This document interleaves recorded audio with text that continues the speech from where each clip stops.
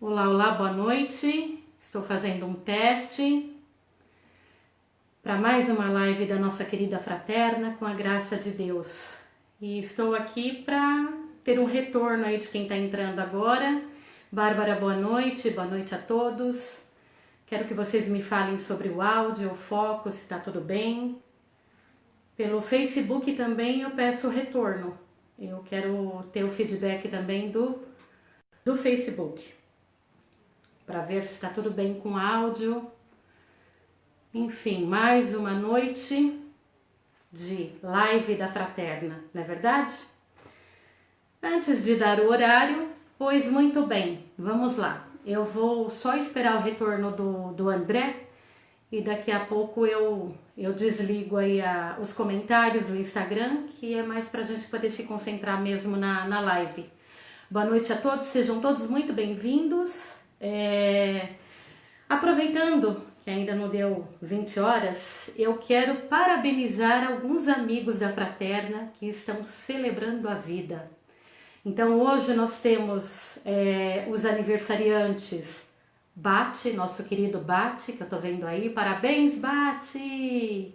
A Claire, não sei se a Claire entrou, a Esther, o nosso querido Jin Ihara e o meu querido amigo de alma Marcelo, que não é da Fraterna e que trabalhou comigo. Então, parabéns para todos vocês e também para os aniversariantes que estão presentes aqui no Instagram e no Facebook. Que Deus ilumine a todos. Feliz vida para todos vocês. Vamos lá, eu preciso que vocês me deem um retorno aí sobre o Instagram e sobre o Facebook. Eu só estou esperando esse start para eu poder começar a live. Então vamos lá. Esperando o nosso André entrar para ele poder me dar o retorno. O André ainda não entrou. Hoje o Bate, nosso querido Bate faz aniversário. Eba! Eu vou querer bolo, hein, Bate? E alguém tá acompanhando além do Instagram? Alguém está acompanhando também pelo Facebook? Só para me dar esse feedback, porque aí eu não sei dizer se tá legal também do Face. Preciso de retorno. Deixa eu perguntar pro André. Vamos lá.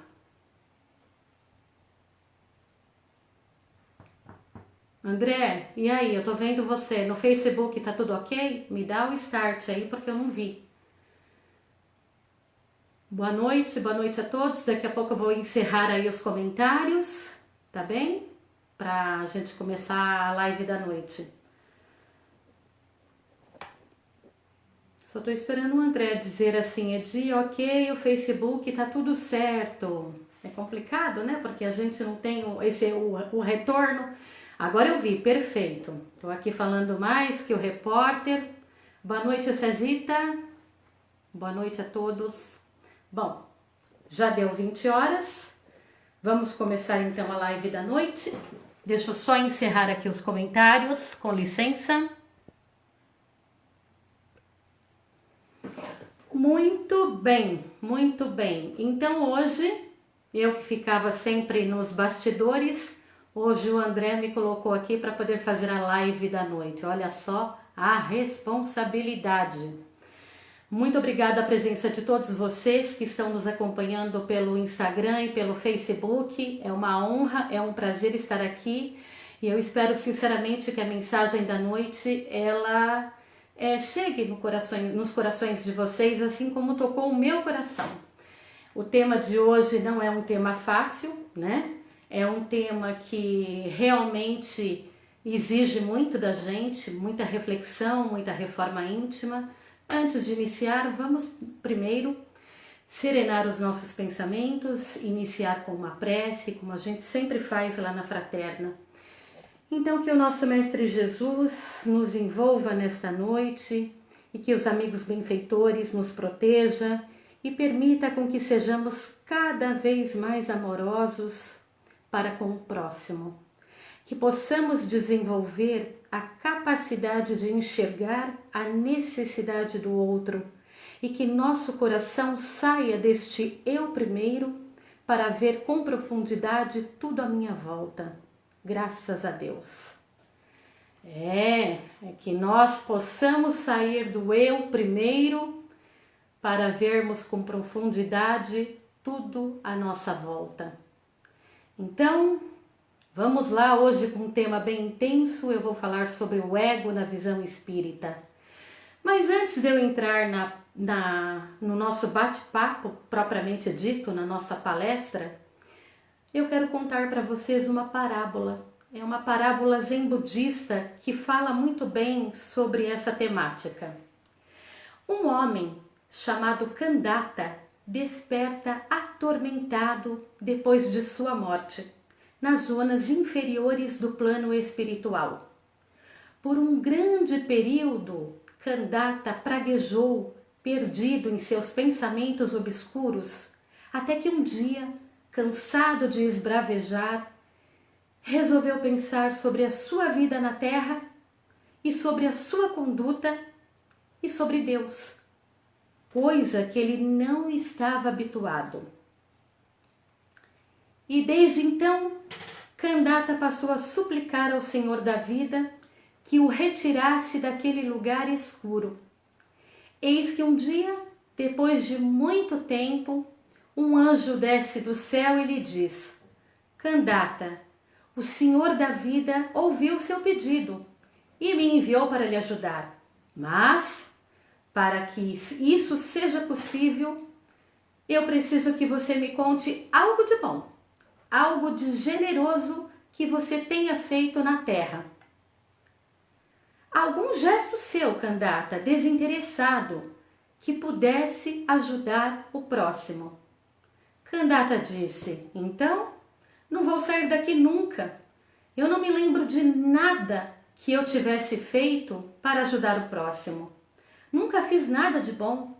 O anjo disse: vamos, não é possível que você não tenha feito nada de bom sobre a terra. Pense algo de positivo. Há de lembrar-se de algum episódio, algum ato de bondade. Vamos, Khandata. Khandata pensou e logo se deu conta de algo bom que fizera. Talvez nada tão fantástico, mas decidiu compartilhar com o anjo. Me lembrei. Um certo dia estava em uma praça esperando um amigo, quando vi uma aranha pequenina passando. Na hora, eu pensei em esmagá-la com uma pisada, mas em seguida eu desisti. Coitada desta pequenina aranha, vou deixá-la sobreviver. E assim o fiz. O anjo, super feliz, disse: muito bem, Khandata, finalmente fez um gesto de bondade. Sua ação resultará em alívio para essa tormenta. Esta aranha que salvara é que irá lhe retirar deste lugar trevoso. Foi aí que Khandata olhou para o céu e viu um fio tênue e prateado descendo, se aproximando em sua direção. Era o fio que a aranha estava tecendo para que ele saísse daquele lugar.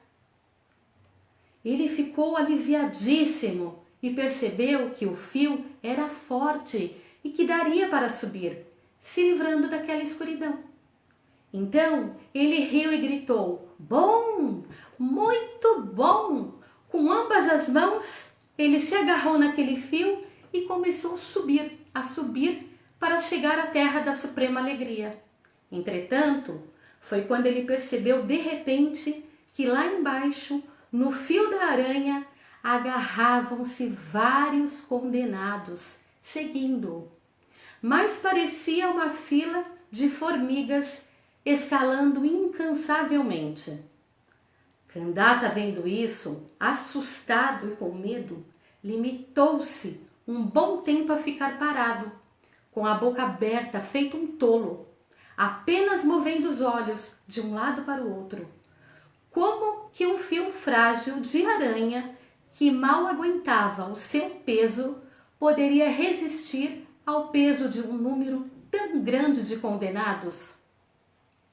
Se por acaso o fio arrebentar agora, no meio do caminho, Mesmo ele, que se esforçou tanto, o único com direito neste fio, será derrubado, tendo que cair de cabeça de volta naquele lugar terrível.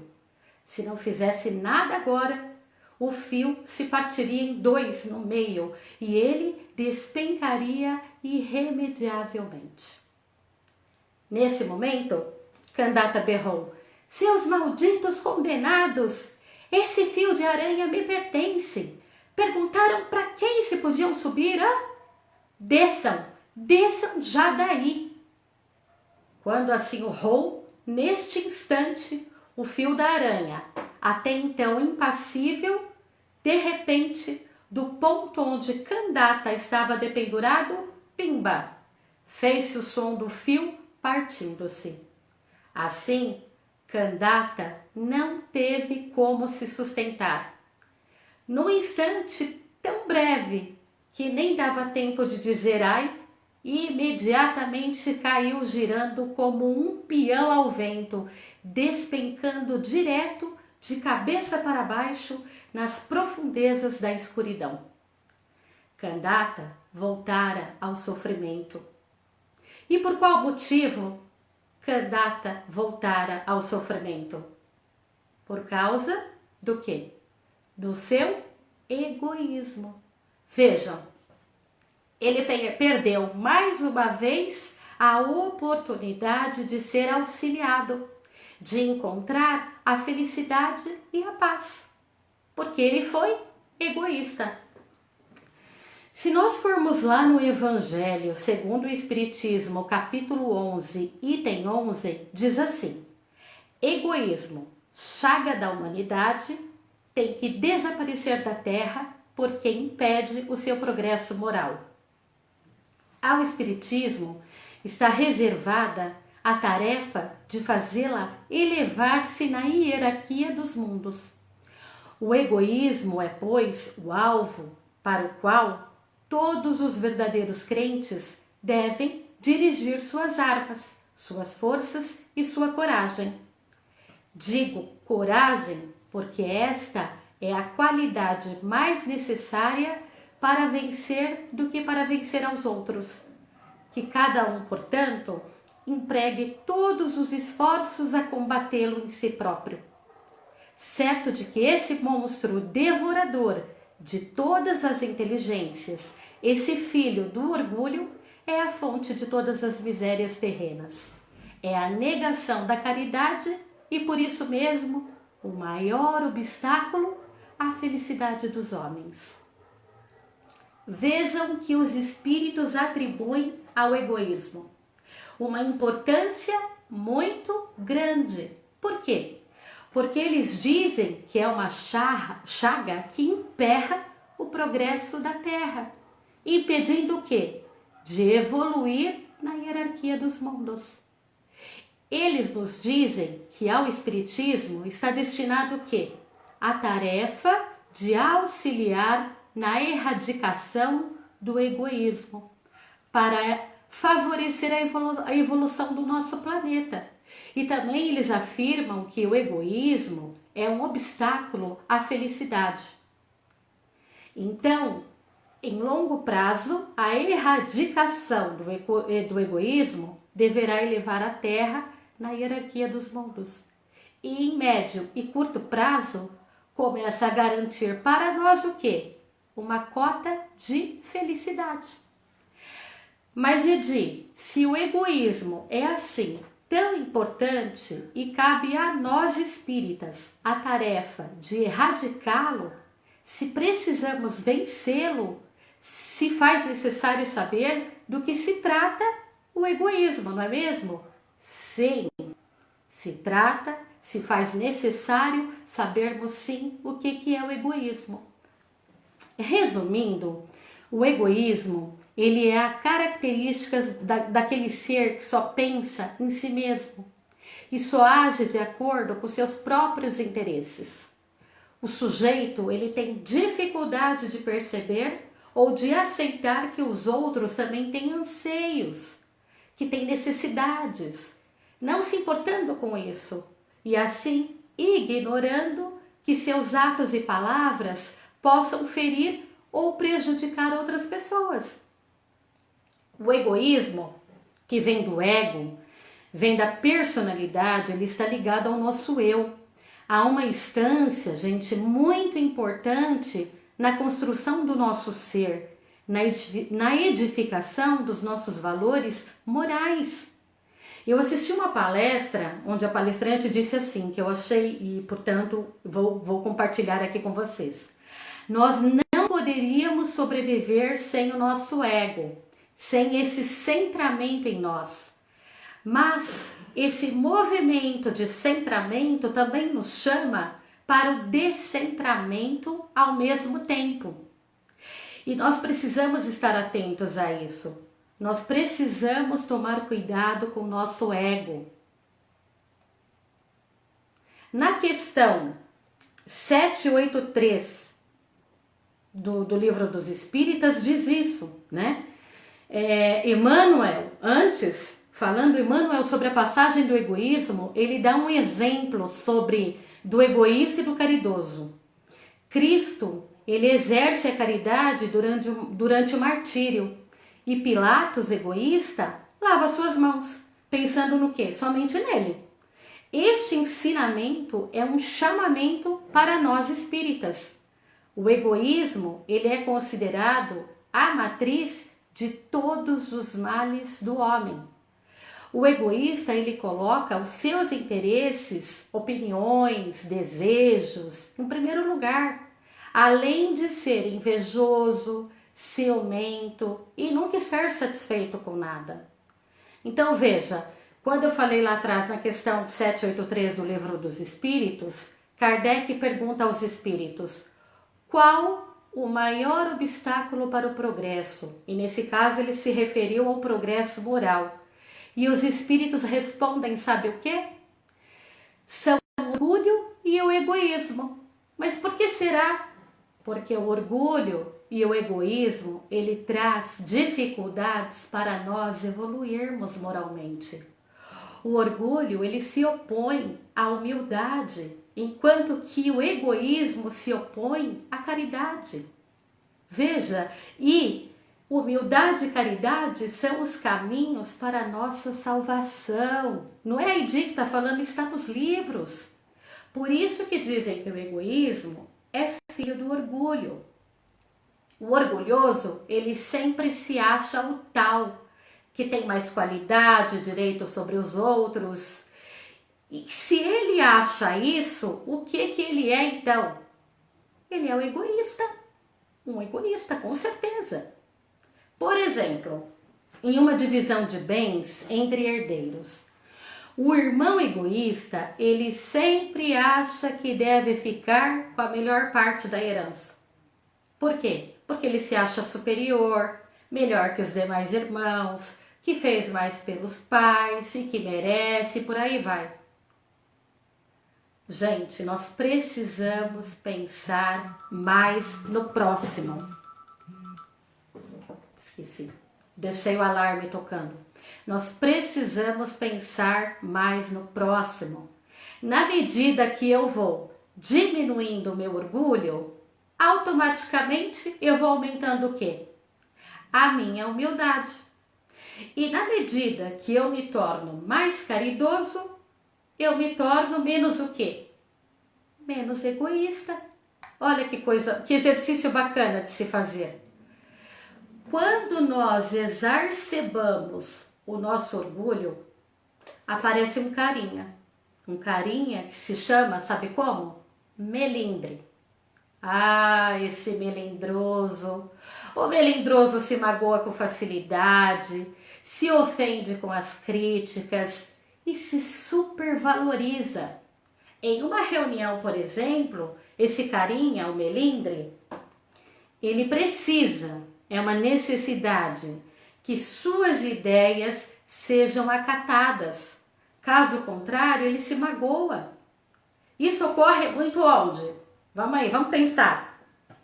Onde é que ocorre muito isso? Além do nosso ambiente de trabalho corporativo. Acontece isso numa casa espírita? Edi, será? Gente, acontece. E muito.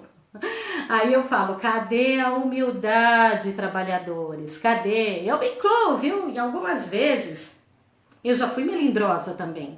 Mas isso é um exercício. A gente tem que trabalhar isso, né? Normalmente, isso ocorre muito, fica muito claro quando nós fazemos reuniões, né? De algum trabalho, alguma ação. Quando você é egoísta, orgulhoso e dá uma opinião e o grupo não acata, você não aceita ser contrariado. Quando você é melindroso. Agora, se você é humilde, você espera que talvez a sua ideia não seja aceita, acatada, mas isso não vira um problema para você, não vira um incômodo. O ego, gente, o ego, ele é muito importante. É o que eu falei lá atrás, ele está ligado ao nosso eu. Mas nós devemos deixá-lo menor, menos. Nós precisamos harmonizá-lo. A nossa sobrevivência, ela depende da nossa individualidade, certo? Do reconhecimento das nossas necessidades únicas e pessoais, físicas e fisiológicas. Mas nós temos que pensar que nós somos diferentes. Nós não somos iguais. Graças a Deus que nós não somos iguais. Graças a Deus. Já pensou um monte de Edizinha? Coitado do André. Nossa, ele ia desencarnar, porque a Edizinha é acelerada. Mas também ele não fica atrás, né? A necessidade de uma pessoa não é igual à da outra. Cuidado ao pensar que a sua necessidade sempre deve se prevalecer. Procuremos fazer o quê? Uma faxina mental e desintoxicar a nossa mente de pensamentos não salutares. Nós estamos neste plano para quê? Hein? Vamos lá, pergunta para nós espíritas. O que nós estamos fazendo com os ensinamentos doutrinários? Né? Adianta fazer evangelho no lar? Vamos pensar. A gente tem que pensar o que nós estamos fazendo aqui, neste plano. Estamos colocando de fato em prática aquilo que nós lemos, aquilo que nós estudamos? Nós estamos então, quando a gente estuda numa casa espírita, quando nós somos trabalhadores de uma casa, seja qual, independente do seu cargo, nós estamos fazendo o quê? Trabalhando para disseminar a doutrina. Ou nós estamos, ao invés de disseminar a doutrina, nós estamos alimentando o nosso ego, com títulos e cargos. Vai aí uma reflexão. Qual o papel da Edi enquanto trabalhadora da Fraterna? Né? Eu estou ali para trabalhar e fazer acontecer, fazer a casa andar, caminhar, ou estou ali para trabalhar o meu ego, para falar, eu sou a Edi, eu faço tal coisa, né? Nenhuma área de uma casa espírita trabalha sem a ajuda dos seus trabalhadores. Não existe presidente sem diretoria e diretoria sem os seus trabalhadores. Não existe, né? Ninguém faz nada sozinho. Nós precisamos dos outros, de novos talentos, de habilidades. Graças a Deus, graças a Deus. Nós fazemos isso dentro de uma casa espírita, nós precisamos dos outros, dentro do nosso lar, no nosso ambiente de trabalho, faculdade, escola. Nós precisamos da coletividade, nós precisamos do próximo. Pensem nisso. Vamos enxergar o outro com amor e empatia. Não é o meu caso, porque eu tenho um filho só, mas quem tem mais de um filho sabe disso. Não se pode tratar a todos iguais. Se você fizer isso, o que vai acontecer? Você ferirá um deles, com certeza, porque você tem que aprender a respeitar as individualidades. Por isso a importância de desenvolver a capacidade de enxergar o quê? A necessidade do outro. Pergunte-se, será que eu posso atender a necessidade do outro? Isso é ponto de mudança, gente. Quando o meu coração sai do eu primeiro e passa a enxergar com mais profundidade tudo à minha volta, aí sim é que eu vou entender e atender às necessidades verdadeiras. Exemplo simples. Isso é de uma palestra que eu assisti com a Monja Coen. Você convida seus amigos para jantar na sua casa. Você se serve primeiro? Ou você olha para onde o olhar de seus amigos estão indo? E aí você passa o prato que seu amigo olhou e o convida a se servir primeiro. Isso é mutação. Isso é ser iluminado. Eu sirvo a mesa com coisas gostosas e eu ofereço primeiro para quem? Para os meus amigos, para os meus convidados. Você percebe a diferença? Ao invés de dizer, isso é meu. Não, ao contrário. Você partilha, você oferece. Isso é maravilhoso. Doação é a primeira coisa para uma vida mais harmoniosa. Outro exemplo, no trânsito. Tem sempre aquele ser que quer passar mais rápido, que buzina, né? Que te manda vibrações não tão evoluídas. Dê passagem. Este irmão deve estar com pressa. Pense assim, talvez a pessoa tenha um compromisso, esteja com alguém doente. Vocês podem ter certeza, esse tipo de pensamento, ele suavizará a situação. Você não vai ficar com raiva e não vai entrar na mesma sintonia daquela pessoa. Haja com leveza, com mais harmonia, não se cobre tanto. E não pense que o mundo conspira contra você. Não tem regras nem milagres especiais. É preciso se observar. Como eu estou reagindo ao mundo e como estou respondendo ao mundo. Como eu, Edi, posso ser melhor? Montando essa palestra, eu aprendi isso, a fazer essa pergunta. Como eu posso ser melhor? Nós somos treinados por famílias, por situações no mundo, a responder de uma maneira que não é bem uma resposta, seria como uma reação. Eu treino a reagir imediatamente a isto. E a gente tem que aprender a escolher a resposta. Eu me treino para ter o quê? Controle. Controlo a voz, pensamentos, postura. O controle, gente, é uma joia que deve ser lapidada. Para que adianta viver muito? Eu quero viver até meus 100 anos. Mas, para que eu possa viver muito, eu preciso desenvolver algumas faculdades. Nós vivemos neste plano para quê? Para evoluirmos. Evoluirmos intelectualmente, moralmente e espiritualmente. A cada dia nós temos o quê? Uma nova oportunidade de aprender. Não importa a idade, não importa. Veja as lives em nossas vidas. Pessoas como eu, que aos 50 anos de idade, 50 anos, tivemos que aprender a lidar com a tecnologia. Nós vencemos as nossas limitações, não vencemos? E com a paciência praticada pelos mais jovens que deixaram seu ego, seu egoísmo, né? Eles vieram nos ensinar. E aí, nós estamos aqui, não estamos? Pensem em vocês.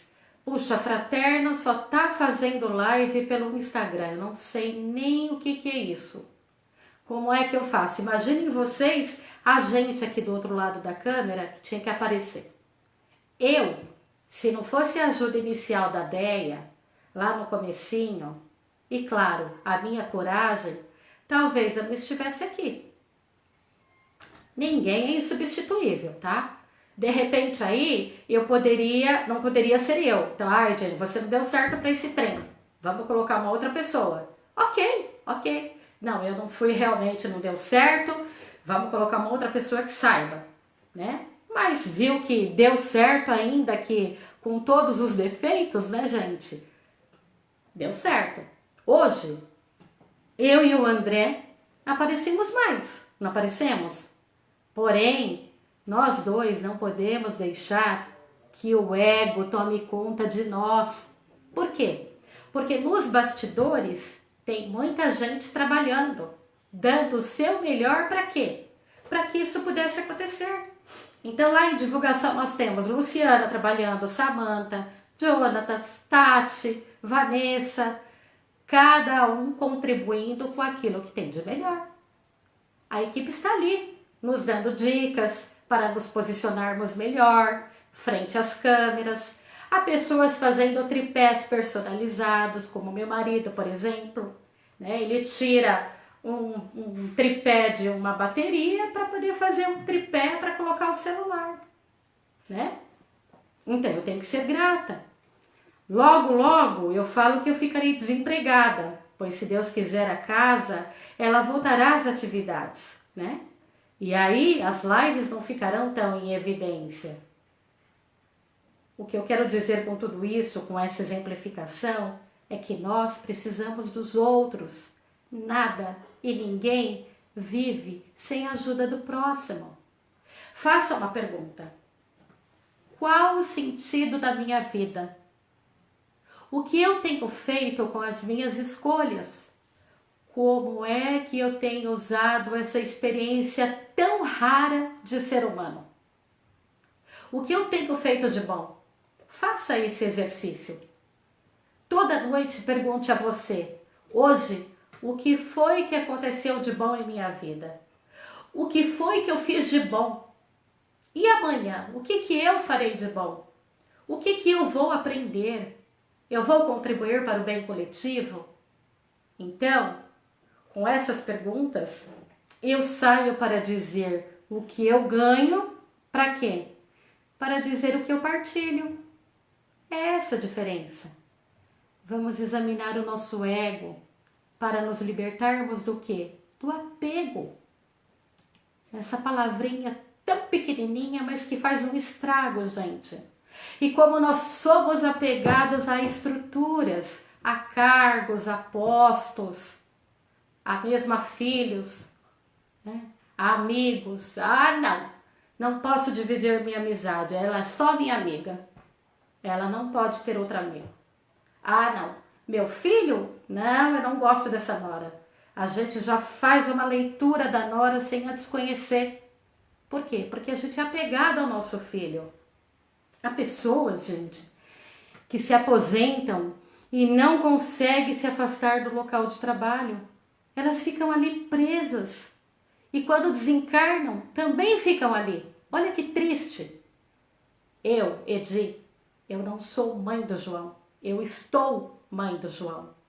Eu não sou esposa do Newton. Eu estou esposa do Newton. Eu não sou diretor de uma área. Eu estou diretor de uma área. Veja a diferença de sem apegos. Você não tem que ter apego. Domingo passado, eu vou dividir com vocês uma história que eu achei muito interessante. Eu estava com minhas 3 sobrinhas netas. Netas, hein, gente? Tayla, de 9 anos, Ana, de 6 e Maria, de 3 anos. Com todos os cuidados, tá? Por conta da pandemia. Maria, a menorzinha, ela é alucinada, fã de carteirinha da Tayla, que é a mais velha. E no egoísmo de criança, as duas ficam unidas. E a Ana fica de escanteio, que é a do meio. Do meio só sofre, né? Lhe restando brincar com quem? Com os meninos. Pois bem, em um dado momento, eu percebi que a Tayla ficou triste. E aí eu pensei, será que alguém deu bronca na Tayla, né? Porque ela estava bem chateada. E aí passou o dia, enfim, eu acabei me esquecendo, nem perguntei para a mãe dela. E aí, eu, conversando com a mãe dela ontem, minha sobrinha, eu perguntei, o que aconteceu com a Tayla, que ela ficou chateada? Aí, o que aconteceu? A Tayla falou assim, mamãe, ninguém me deu bronca, ninguém me deu bronca, eu não fiquei chateada com nada, eu apenas estava pensativa. E a mãe perguntou, por que você estava pensativa? Ela disse o seguinte, A Ana e a Maria ficaram de mãos dadas. E eu fiquei de escanteio, eu me senti excluída.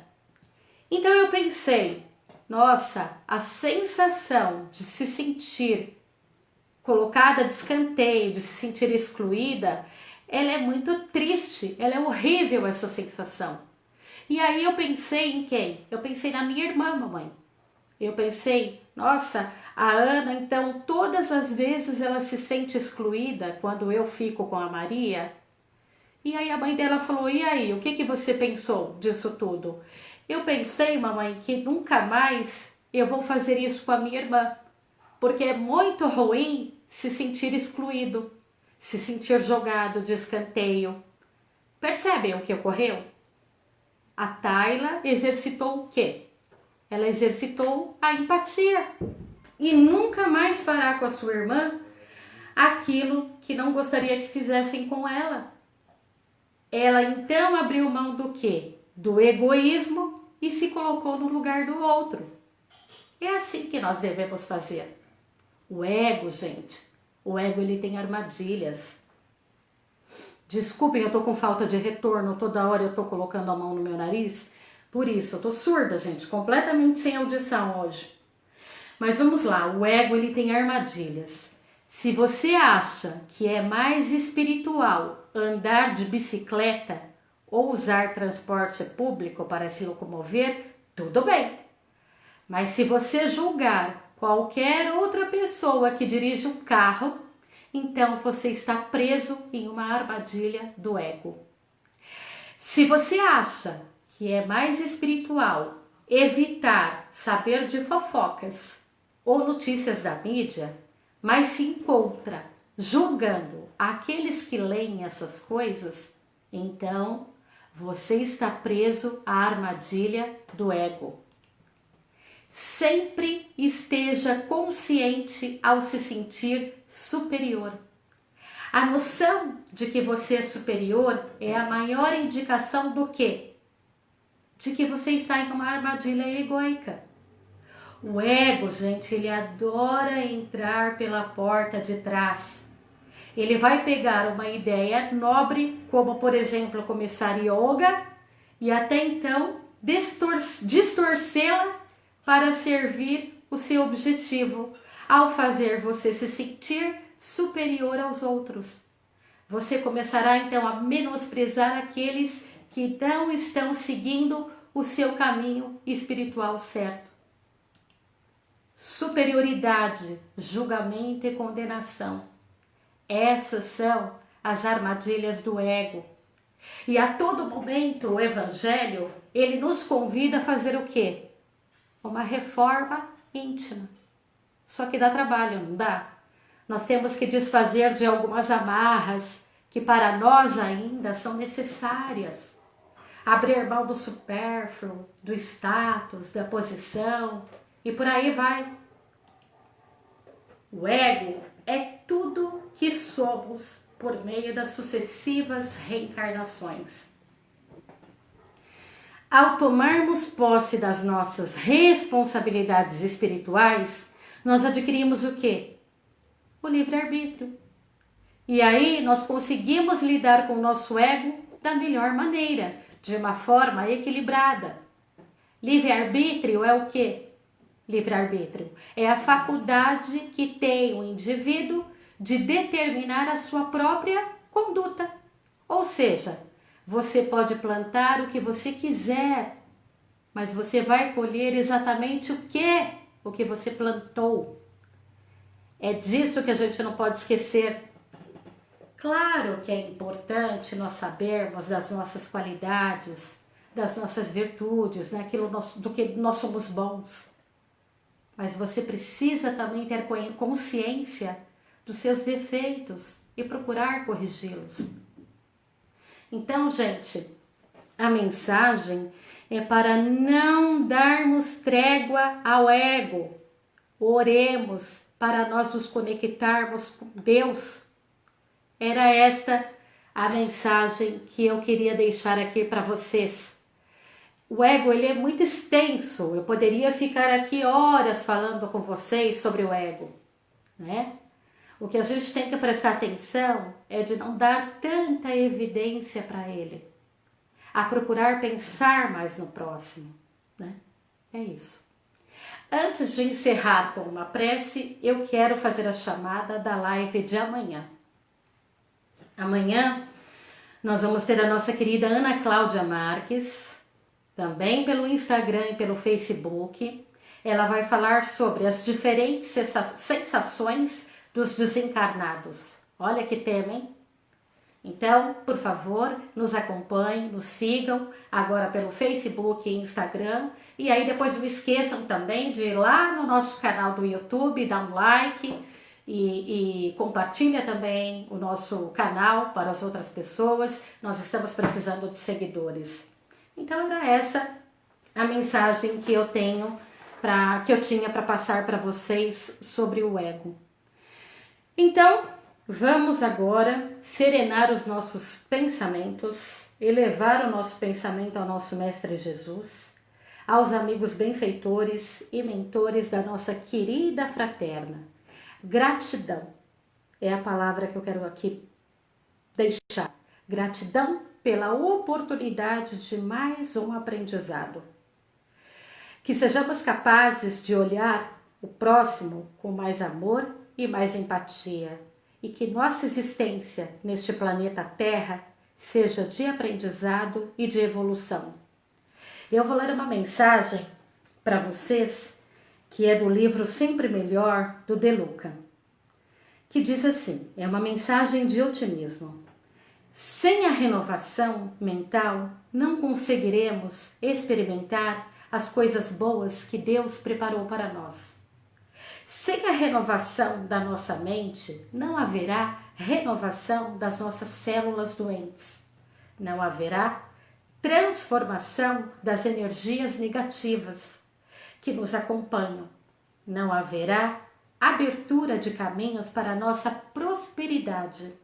Nem haverá espaço para que o amor entre em nossa vida. É possível concluir que muitos dos nossos problemas são originários do excesso de pensamentos negativos acumulados em nossa mente. Pensamentos que nós aceitamos e validamos e que agora carecem de ser eliminados. Fiquem com Deus, que Jesus Cristo proteja todos vocês, que a semana seja regada de bênçãos e de positividade. Beijos, muito obrigada.